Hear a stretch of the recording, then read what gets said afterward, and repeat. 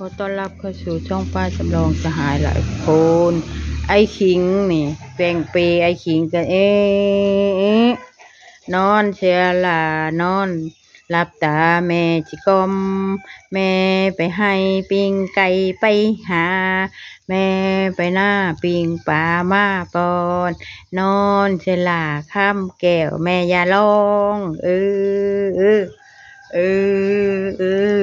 ตอ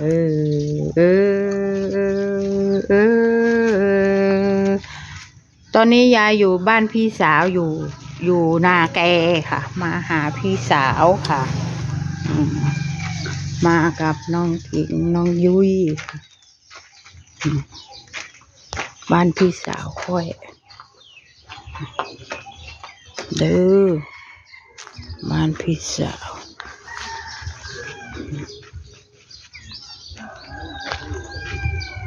มะม่วงดูมะม่วงบ้านพี่สาวดู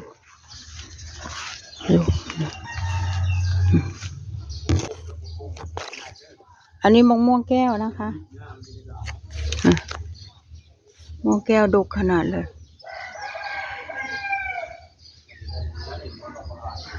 ต้นจำค่ะนี่บ้านพี่สาวไปเลยอะไรนะ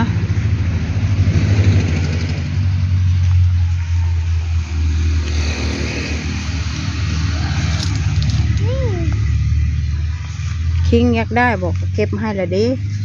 เต็มกระสอบแล้วมะม่วงลูกงามกระดอก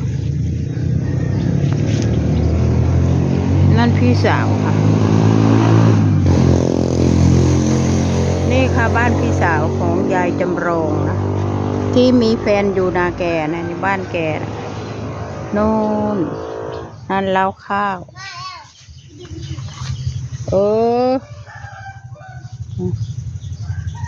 เอามาคุณเราไปคิดถูกเราไปโซนคิดถูกสมพอเราขึ้นไปเครื่องอย่างเดียวแล้วเราลงมาเติมอีกนะบอกให้ลอกกำแพงมาเราลงมาพี่เราขึ้นลงไปถูกขึ้นไปเติมทางสลบลงหาชาตินี่ก็บ่เจอ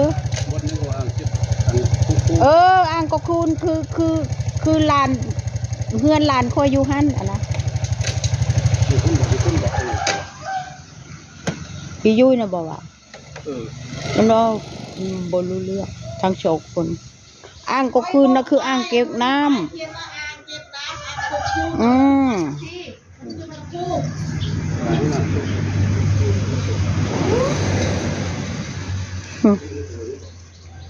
พอพงเช้านี่ก็โทรหานี่เด้อ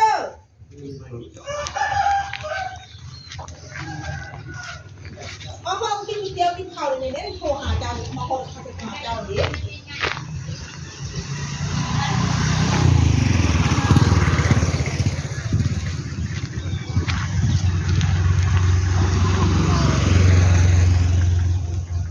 ไทยเฮือนนั้นไปใส่วะ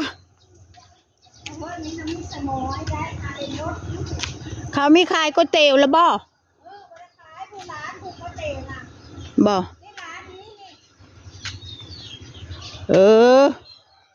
วิชมอยเลยเนาะไปใส่ดีวะเรารวยละจีรวยโลดอันนี้กับบ้านญาติพี่สาวเลี้ยงงัว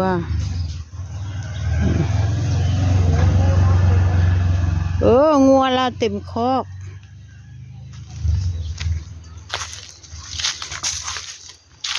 นี่หลังบ้านโพนตูม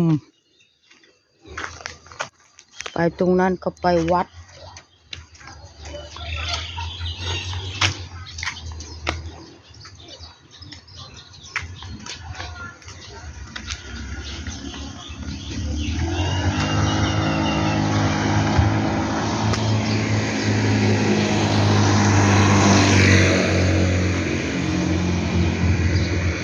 นี่ละบ้านพี่สาวคอยเลย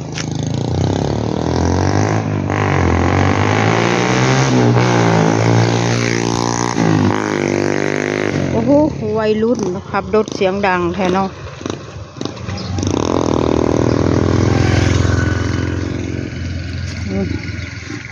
นี่บ้านพี่สาวค่ะนี่ทางเข้านี่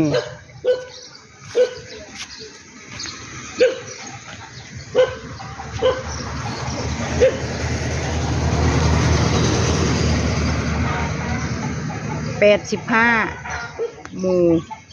ที่22เด้อ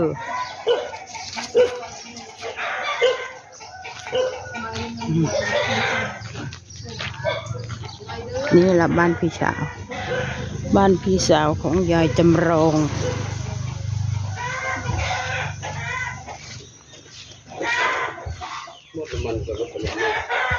ว่าคอยว่าแล้วมันหมดน้ำมันอยู่หันละอยู่อยู่ว่ากระยารกมองหันก็มีน้ำมันมองนี้ก็มีน้ำมันมันว่ะ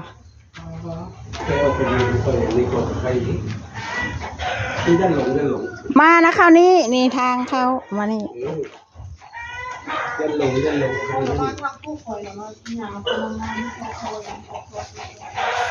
ปลูกพี่สาวปลูกผักปลูกหมี่เห็นไหมมันไม่ได้อดได้กินได้ปลูกสวนครัวปลูกสวนครัวของพี่สาวผักบุ้งผักหวานนี่มาเบิดใบตอกใบเตยอันนี้บ้านเรือนครัว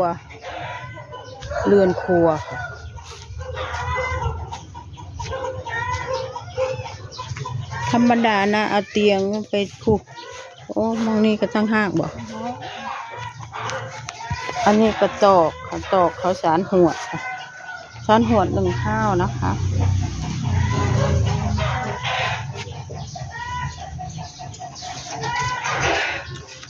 แกงเพื่อป้าแกงเฮ็ดปลานองปะกินข้าวเที่ยง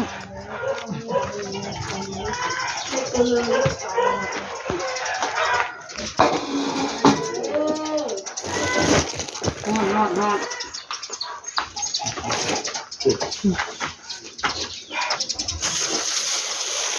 ดมก่อนได้ประวัติเนาะลาปลูกแกงผักหวานใส่เห็ดมาเด้อพี่น้องมากินข้าวน้ำกันเด้อขอจบคลิปแค่นี้ค่ะอย่าลืมกดไลค์กดแชร์นะคะขอบคุณค่ะบ้านพี่สาวค่ะ